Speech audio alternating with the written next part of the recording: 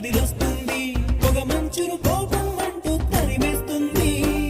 నేలంతా రంగులు తొడిగి సరికొత్తగా దోస్తుంది తన రూపం తానే చూసి పులకిస్తుంది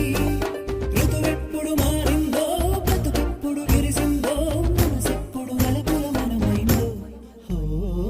ఎవరైనా ఎప్పుడైనా సరిగా గమనించారా చలిచల అసలెప్పుడు